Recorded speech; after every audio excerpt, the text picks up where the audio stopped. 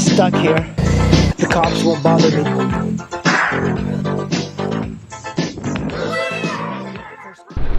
I wanted to talk to you guys about the downsides of the nc700x. Now, whenever you go on groups and you're thinking about buying a bike and you post, hey, what do you guys think of the CB500X versus the nc700X?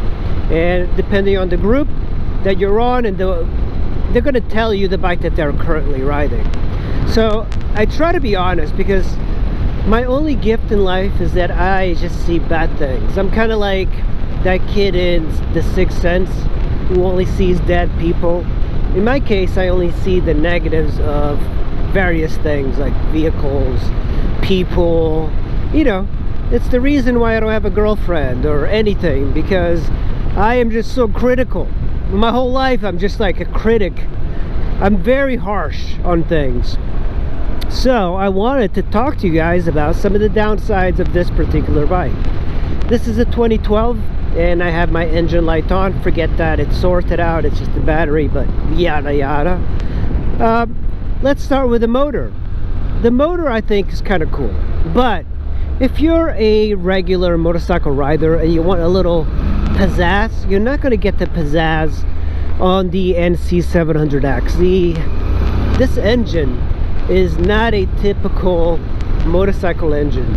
It's slow, it's sedate, it's kind of like one of those bikes that you get just for commuting, or if you're a new rider and you don't want to get scared by, you know, twisting the throttle and doing a accidental wheelie. This is the bike for you. Like, it just doesn't have any strong power. It just pulls evenly throughout. It's very difficult to get in trouble with this engine because it's so sedate. And you know, that's not to say it's a bad thing, but I think a lot of riders that get motorcycles, they want a fun bike, and this is not a fun bike per se, or it's not a fun bike when it comes to power. Yeah, the engine, you know, it's got plenty of pep.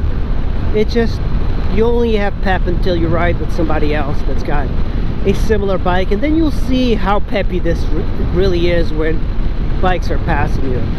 A V-Strom 650 in comparison has like 15 to 20 more horsepower than this, and it's a smaller engine. Go figure. And of course, this bike is a inline 2, so the engine itself is boring because inline 2s don't sound good. You know, sometimes when you have an engine and it's a cool sounding engine, it makes the ride much more pleasurable. Well, this is not the bike for that. It just doesn't sound good. And I've heard of Acroprovics and Leo Vinci exhausts on this bike. They all sound terrible. You know, there's no point of trying to make this bike or an inline 2 of this size sound good. It just doesn't sound good. And I'm very sorry that if you think you're going to make this bike sound good, you're really not. You're just going to make it sound kind of like deeper and kind of wimpy and kind of like a, you know, a skinny guy sticking out his chest in front of a guy that's been training MMA for all his life. It just doesn't work for me. Another really bad thing about this bike is the wind protection on it. On this stock bike, because it's so narrow, and it feels narrow, and it feels like it doesn't have a commanding presence, you get tossed around quite a bit. Not a lot, but the windscreen here, the stock windscreen, is almost useless for any highway riding. I'm getting a big wind blast in my chest, and that's just how it is. When you don't have a big amount of wind protection, you're going to get that. And I keep going back to the V-Strom 650. The V-Strom 650, the way it's wide, the way like the fairings kind of come out a little bit, make it so much better for highway use. But this one, Honda did narrow it down quite a bit. They made it slimmer. It's a good thing for commuting, but for touring and adventure riding, it doesn't seem like it's a great thing. Another bad thing about this is that the gas tank is so small. It's 3.5 gallons. And in comparison, you know, a KLR 650 is like 6, you know, a FJR 1300 is 6.6, a SD 1300 is like 7, a V-Strom is like 5.8. So you're losing a lot of range because Honda made the gas tank tiny. It's as if they only thought about people who want to just commute. This bike is a very good commuter. I just like the ability of not stopping at gas stations all the time to fill up. I would rather have a range of like 250 miles or so, instead of relying on having to stop every 170 miles. Another bad thing about this particular bike, this is a 2012, so I heard that the new bikes have this corrected, or at least they have an upgrade, and that is the dash, for example, does not show you the gear that you're in. It does not give you ambient temperature of the outside, and it doesn't give you an MPG calculation.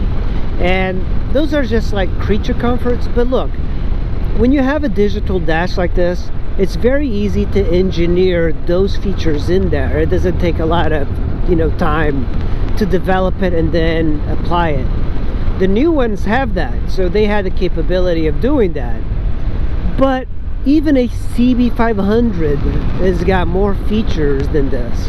So I was actually kind of surprised that this one does not get a MPG calculator, because it's such a fuel efficient bike, and you would imagine that Honda would be proud to feature the MPG calculation on this one, but they don't.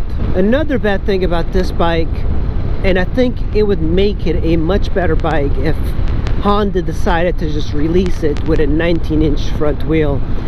You know, I think that a lot of people that do get this are also the adventure-y type of guys. A 19-inch front wheel would open up the ability of taking this bike on gravel and be much more stable. It's a fantastic option. You don't have to go with a 21-inch and change the tires into like super dirt oriented stuff, but a 19-inch front would just be one of these things that would probably make this bike sell a lot better. Another bad thing about this particular bike, and usually owners kind of deny it, is that the suspension on this is terrible. Look at that deer crossing the road. Another deer. When there's one, there's more, so I should stop.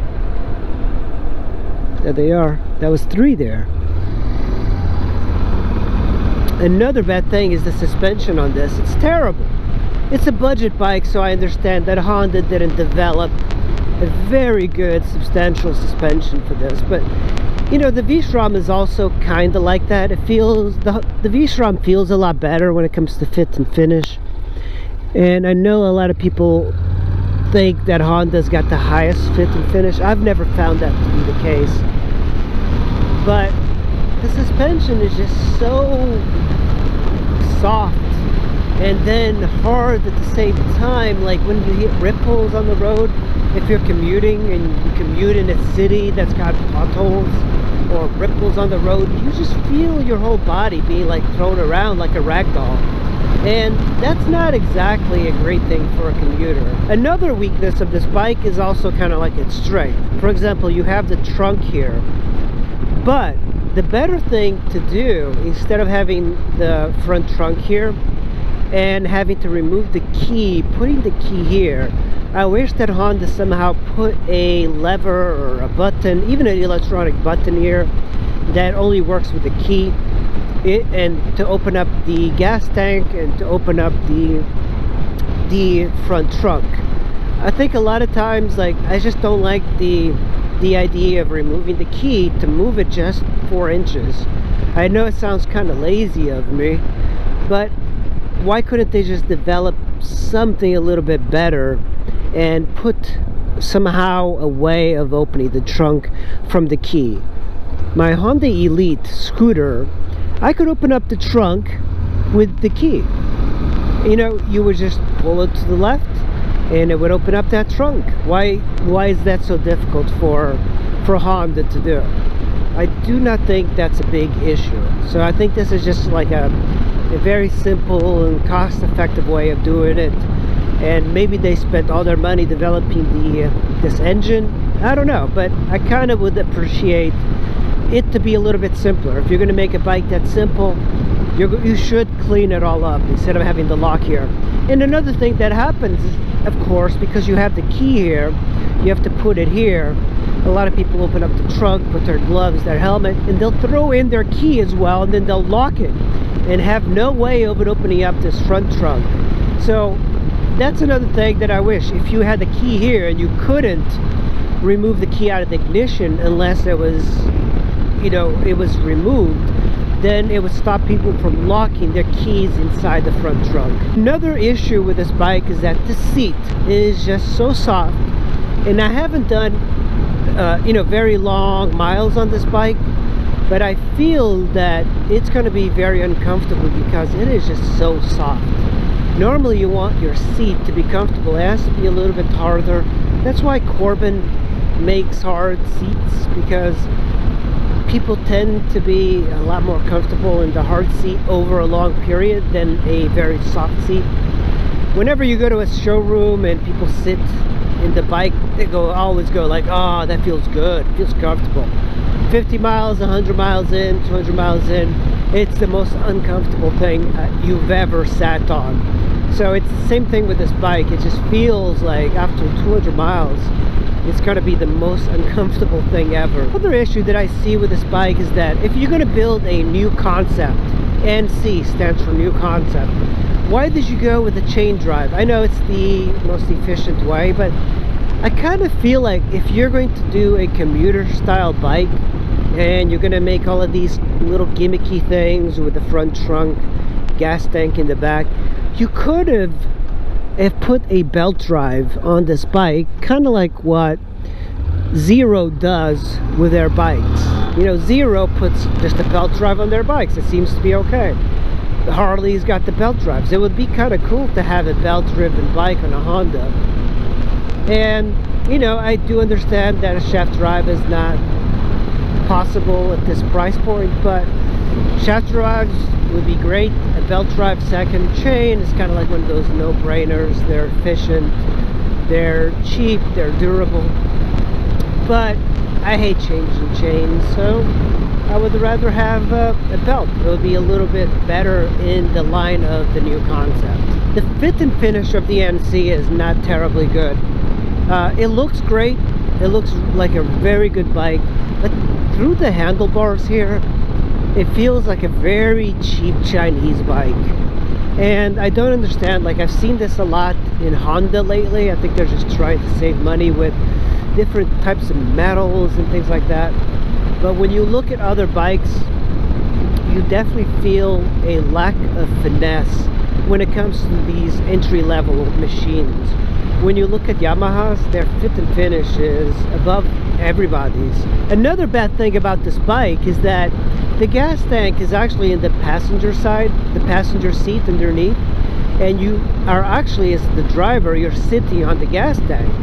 It's great for keeping the weight low, but if you're a touring rider and you need to carry things, you're going to probably strap it on the rear passenger seat. And the problem with that is that when you strap it onto the passenger seat, you have to fill up every 170 miles or 180 miles. So you have to basically unpack your tent, your sleeping bag, anything you have on that seat in order to reach the filler. A better option for Honda would have been to put the filler cap, the filler neck onto the side, kind of like what a BMW does. Bad thing about the NC and Hondas in particular is that they reverse the horn with the blinkers, and I find that really odd because as a rider I use the blinkers much more than I use the horn, and having a big button for the horn just kind of odd. I would rather them switch it back to the usual standard. Alright squids, thanks for watching. I will see you in the next video. Bye. Kind of stuck here. The cops won't bother me.